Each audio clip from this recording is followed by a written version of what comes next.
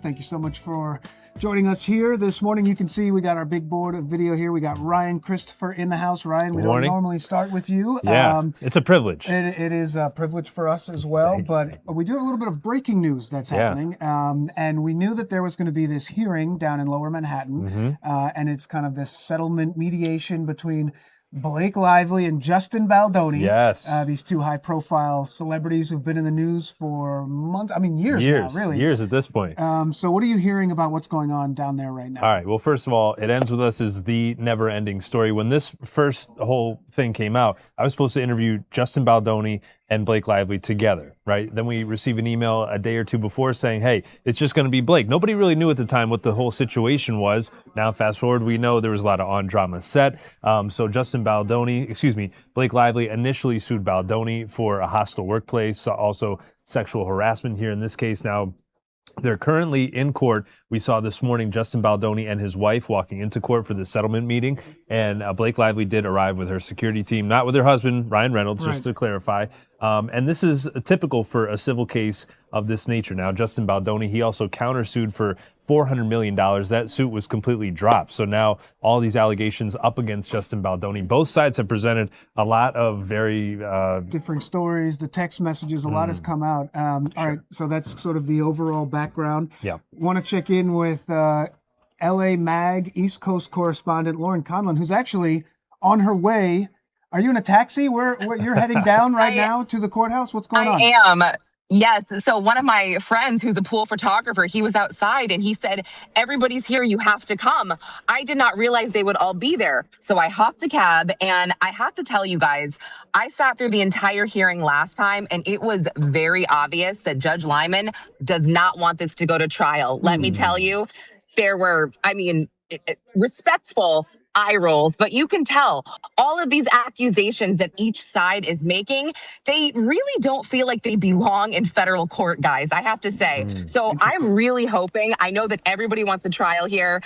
I'm a Manhattan resident. Look, I could do without a trial. I could do without, sitting through more of these really cringy text messages that should not be read to the public. I know people want it, but I'm really hoping they come to some kind of conclusion today, or they start to take the steps to get to one. And Lauren, you obviously are heading down there. Did we have any indication that they would actually be there? Or is it kind of a surprise that they're actually in court this morning? I feel like with the mediation, it could have gone either way, but they haven't been present. They've done this on the phone. So none of us thought they were going to be there. And then again, I had another girlfriend from Rolling Stone. She's like, I'm jumping in the cab now. Let's go. So I said, okay, let's do it. I'm heading up there now, but I can't see. It doesn't look too crazy yet, thank goodness, but we're still approaching, so I'll keep you posted. And Ryan, obviously the case stems from Lively's 2024 lawsuit. She's accusing Baldoni of sexual harassment, but we've seen all these other people in their orbit being sort of dragged into it. Ryan Reynolds, of course. Taylor Swift. How has this sort of expanded beyond just these two? So it's interesting because both of them present a lot of very sensitive text messages, as Lauren was just mentioning. And I think it is important to point out that this has dragged on for almost 2 years now. When we first reported on it, I said, there's no way it's going to make it all the way to May of 2026. Just for from a PR perspective, you think about how much we're talking about it. When it first started, just the public persona of Blake Lively, everybody was Team Blake, and now the tides have turned, and now it seems like everybody's taking a side one way or another. Yeah. So it's going to be interesting to see how this all shakes out, and could there potentially be a settlement today? Lauren, do you think this could actually happen? This could put an end to all this? I think if they reach a settlement, yes, but it sounds like both sides really want to go to trial because both sides are very adamant about saying the truth needs to come out. And I want to add something to what you said, Ryan. I don't know if you guys agree with this, but if Blake Lively would have just kind of, push this aside, push the whole smear campaign aside from 2 summers ago, I think we all would have forgotten about it. I think this has been so much worse for her to continue to keep this out in the public as these texts come out about her and Taylor Swift really looking like bullies. And I'm ready for the Swifties to come at me.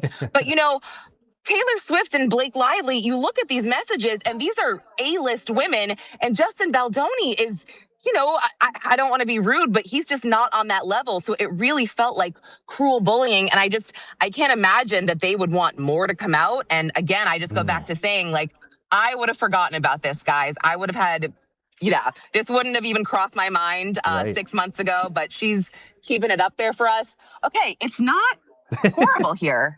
Sorry, it's not. Are you there? It's reasonable. I was going to kind of stick with you for when, I don't know if you got to pay the cabbie or head out, but I was going to try to stick with you as you head out. Yes, stick with me. What are your expectations there? Is this going to be an open court session? Are reporters, as far as you know, going to be allowed in the courtroom? I don't know. Oh, I'll take you out. I see the cameras. I don't know. I think there's a possibility that we could be in the courtroom just like last time, or maybe they decide to put everybody in overflow. I do see. Yeah, see, I bet we can go in. I don't see reporters. I just see pool cams. So thank you so much. Thank you. Have a good day. All right, let's check this out. All right, so this is Lauren Conlin, LA Mag correspondent for the East Coast. She's heading into the federal courthouse down on Pearl Street in Lower Manhattan. And this is where Blake Lively, the actress, and Justin Baldoni, the director, they did enter the courtroom. You can see sort of that that crush of media out there. Lauren, from what you have seen before, is this typical, or is this sort of kind of what you've seen before?